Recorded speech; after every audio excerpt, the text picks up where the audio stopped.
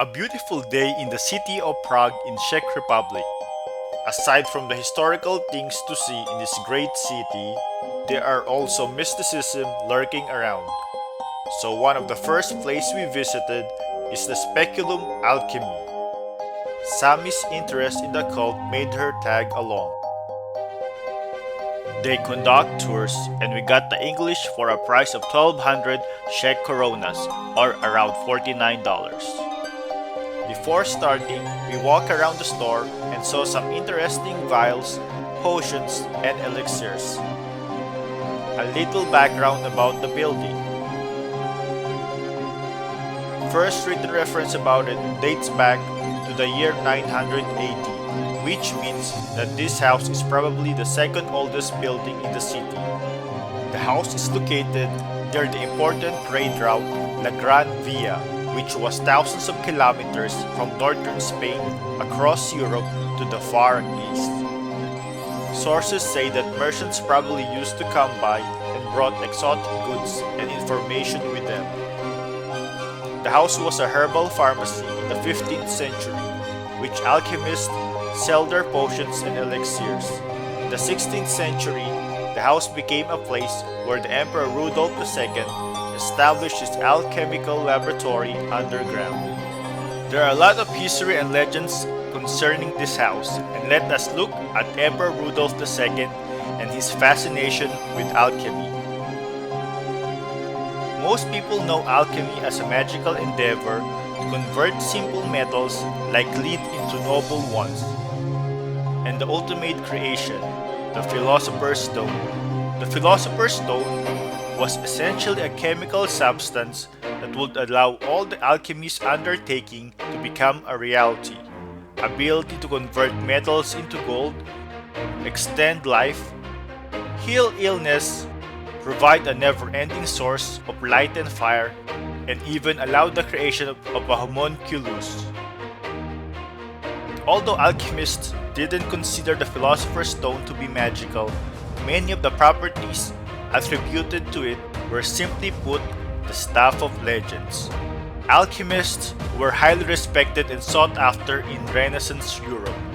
In the 16th century, Prague was the domain of the Holy Roman Emperor Rudolf II. He played a major role in the expansion of alchemy through the Bohemian Kingdom. Rudolf was a collector of curiosities and patronized botanists, astronomers, and natural philosophers. So it's no surprise that he spent a lot of time and gold bringing alchemists from all over the world to work for him.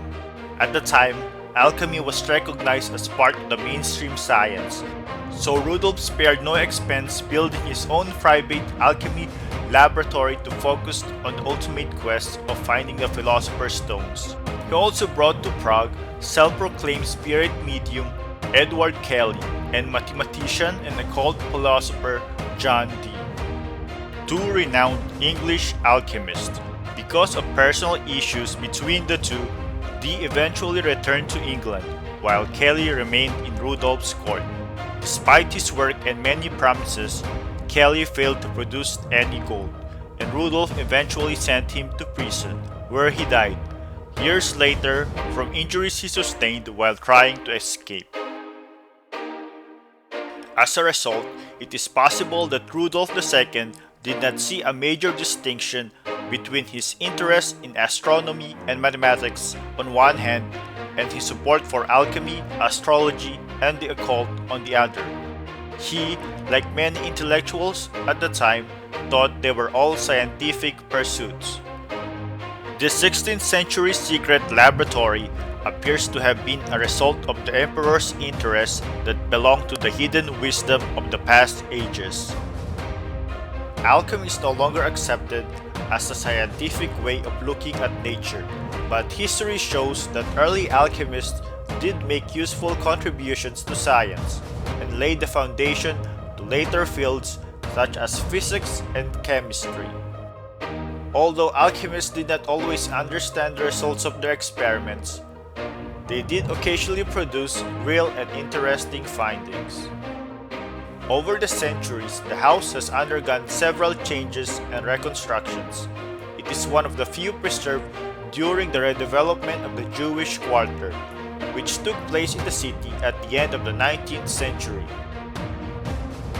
In 2002, the city of Prague was struck by a devastating flood which left up to 30,000 people homeless and at least 16 people dead.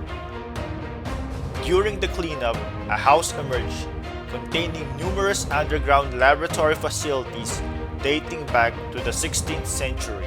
This incident is covered with mystery because no one ever explained why this building was removed from the reconstruction plan. Further examination led to those who found it to believe that it was an alchemical laboratory. Discovery consisted of alchemical workshops with equipment and underground network of tunnels that connected three important sites: the old town hall, the barracks, and the Prague castle. So that's it for the history of Speculum Alchemy and Emperor Rudolf II's fascination with it. Until next time, don't forget to hit like, share, and subscribe. Bye!